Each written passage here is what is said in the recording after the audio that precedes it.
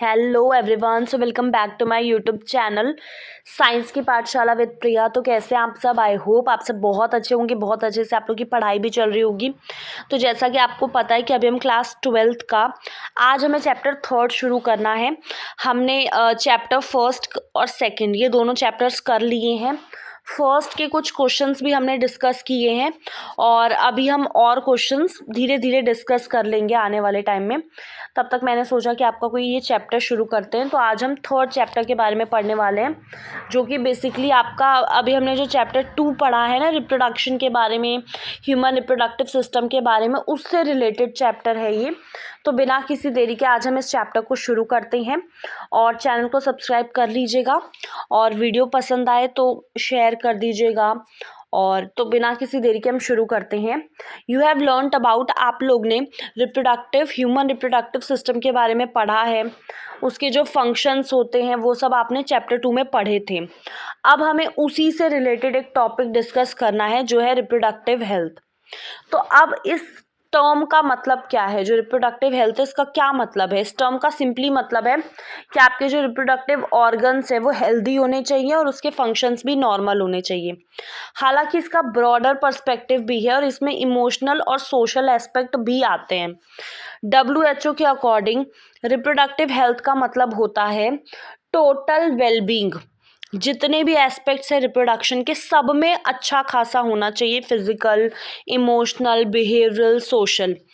इसीलिए जो सोसाइटी है जिसमें कि लोग फिजिकली और फंक्शनली नॉर्मल, जिनके रिप्रोडक्टिव सिस्टम है, ऑर्गन्स हैं, नॉर्मल इमोशनल बिहेवियरल इंटरैक्शन है, इन जितने भी सेक्स से रिलेटेड एस्पेक्ट हैं सब में, तो उन्हें हम बोल सकते हैं कि ये रिप्रोडक्टिवली हेल्दी है।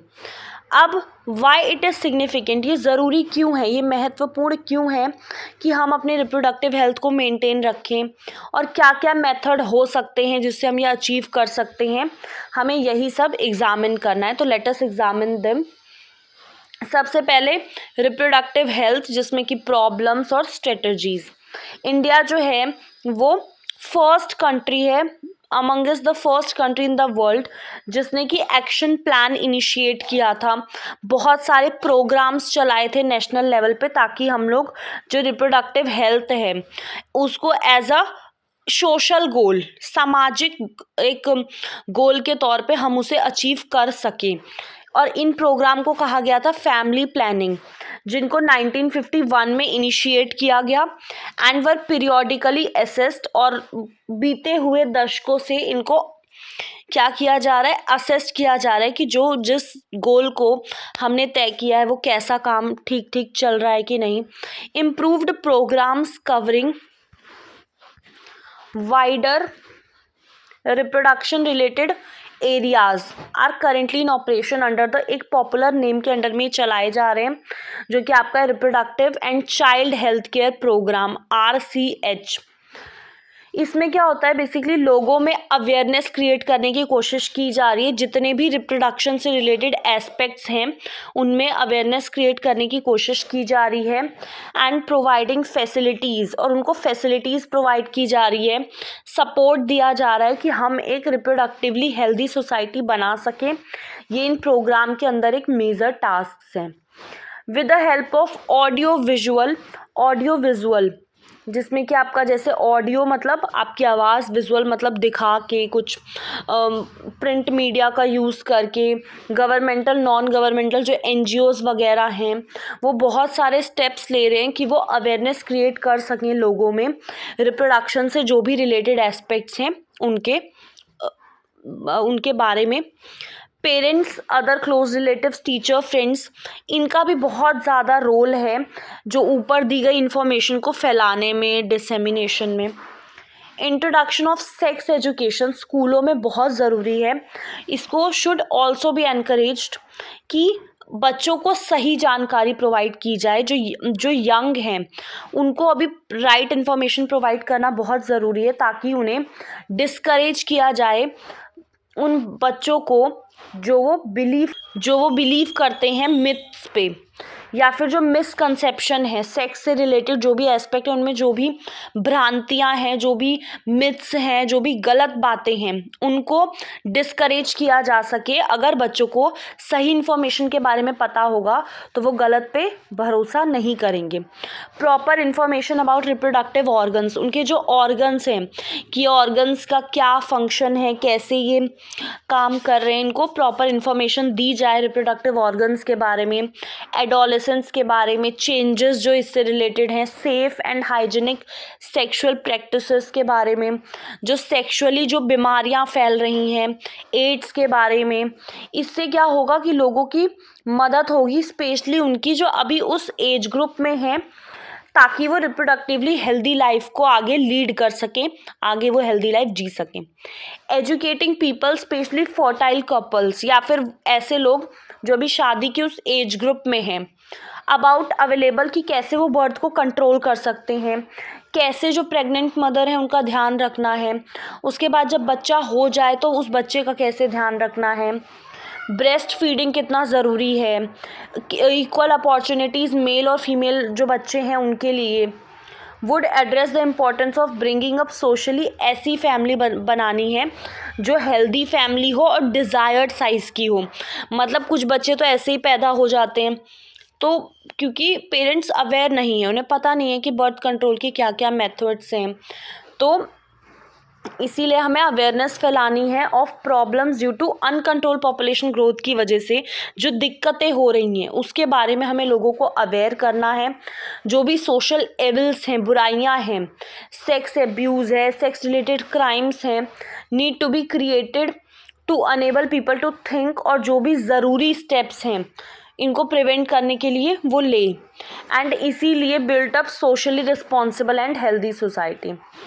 Successfully implementation of various action plan to attain reproductive health require strong infrastructure. अब सबसे बड़ी दिक्कत कहाँ आती है कि जब अगर हम चाहते हैं कि ये सब जो प्लान्स हम कर रहे हैं ये सक्सेसफुली इम्प्लीमेंट हो, तो उसके लिए हमें स्ट्रॉन्ग इंफ्रास्ट्रक्चरल फैसिलिटीज़ चाहिए, प्रोफेशनल्स चाहिए, एक्सपर्टीज़ एंड मटेरियल सपोर्ट चाहिए, और ये सब चीज़ें ज़रूरी हैं टू प्रोवाइड मेडिकल असिस्टेंस और केयर जिन लोगों को रिप्रोडक्शन से रिलेटेड कोई भी प्रॉब्लम है, प्रेगनेंसी, डिलीवरी या फिर sexual transmitted disease, abortions, contraception. Implementation of better technique and new strategy from time to time, इसको भी क्या चाहिए, proper provide more efficient care हम लोगों को प्रोवाइड कर सकें, असिस्टेंस लोगों को गाइड कर सकें। बेसिकली सरकार ने अभी बैन लगा रखा है एमिनोसेंटेसिस में। ये बेसिकली क्या होता था, ये सेक्स डिटर्मिनेशन, इससे पता चल जाता था कि माँ के पेट में लड़का है या लड़की है। टू लीगली चेक इंक्रीजिंग, क्योंकि फीमेल फेटिसाइड के जो मामले थे कि लड़कियों को गर्भ में ही मार दिया जाता था, ये बहुत ज़्यादा बढ़ रहे थे, जिसकी वजह से सरकार ने एमिनोसेंटेसिस पे बैन लगा रखा है। मैसिव चाइल्ड इम्यूनाइजेशन एक्सेट्रा, ये कुछ प्रोग्राम्स हैं that merit mention in this connection.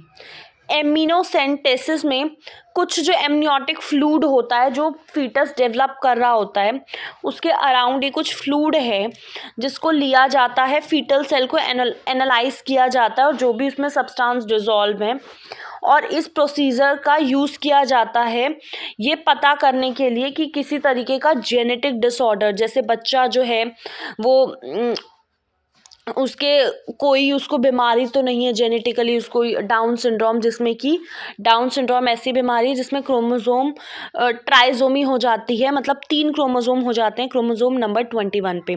जैसा कि आप सबको पता होगा कि जो ह्यूमंस हैं उनमें 46 क्रोमोसोम्स होते हैं, 23 पेयर होते हैं, जिसमें से कि 22 पेयर जो हैं वो ऑटोसोम्स होते हैं, मतलब अदर देन सेक्स क्रोमोसोम, और इसी में एक पेयर जो है वो आपका क्या होता है, वो सेक्स क्रोमोसोम होता है।